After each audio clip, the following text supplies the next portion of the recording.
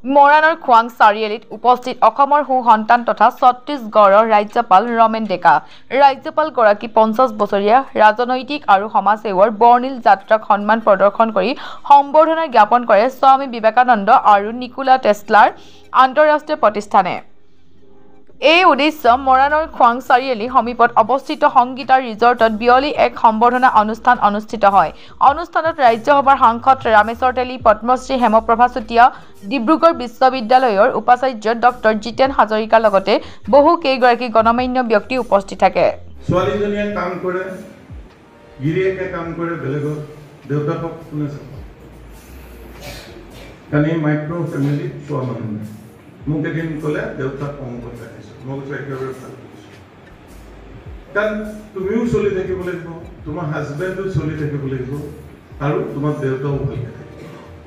এই যে কথাটো আমি এনেকুৱা কিছুমানৰ কথা থাকিব, সেই কথাবোৰ এডপ্ট কৰিব পাৰিম।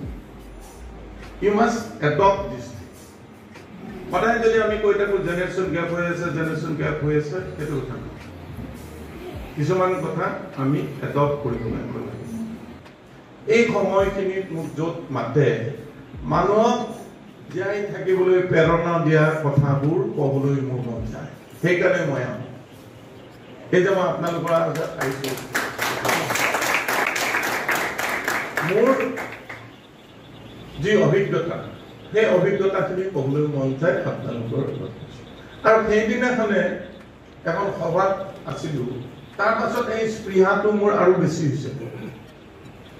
নৃত্যাচাৰ্য যতীন্দ্ৰনাথ গোস্বামী ডাঙৰীয়াক এখন সম্বৰ্ধনা জনাইছে আৰু সেই সম্বৰ্ধনা সভাখনত মোকো জনাইছে। তেওঁ মাত্ৰ দুটা চেণ্টেন্স কৈছে, যিদিনালৈ মোৰ আঙুলিটি ঘূৰাই থাকিব পাৰোঁ আৰু ঘূৰাই থাকিব পৰালৈকে এই নৃত্যৰ সাধনা কৰি যাবলৈ মোৰ মন। তেতিয়া মই ভাবিলোঁ যে তেখেতে 92 বছৰ এইটো কৈছে। আমাৰ ডিব্ৰুগড় জিলাৰ এই মৰাণ অৰ্থাৎ খোৱাঙত তেওঁ উপস্থিত হোৱাৰ বাবে মই মোৰ ফালৰ পৰা তেওঁক বহুত বহুত ধন্যবাদ জনাইছোঁ।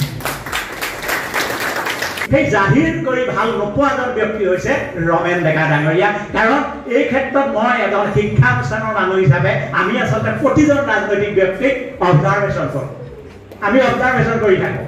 তেখেতে 1980 চনতেই বিজেপি দলৰ আছিলে। আজি বেয়া নাপাব, আমাৰ তেলী ডাঙৰীয়া তাতকৈ পিছত কিজানি বিজেপি দলত সন্নিৱিষ্ট হৈছে, বহুত পিছত হ'ব। আৰু বহুত আজি আমাৰ সৰ্বানন্দ সোণোৱাল ডাঙৰীয়াই হওক বা আমাৰ মুখ্যমন্ত্ৰী ডাঙৰীয়াই হওক, সকলো ৰাজনীতিৰ পিছত আহিছে ভাৰতীয় জনতা দল।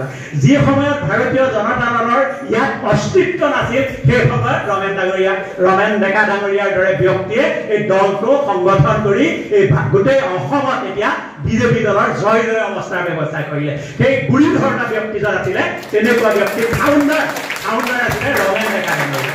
গতিকে সেইজন ব্যক্তিক আজি এই মৰাণ অঞ্চলত আনি এনেকৈ সম্বৰ্ধনা জনাবলৈ অনুষ্ঠিত কৰাৰ কাৰণে মই উদ্যোক্তা ডেকা ডাঙৰীয়া প্ৰমুখ্যে ইয়াৰ লগত জড়িত সকলোকে মই ডিব্ৰুগড় বিশ্ববিদ্যালয়ৰ সমূহ পৰিয়ালৰ হৈ কৃতজ্ঞতা জ্ঞাপন কৰিছোঁ।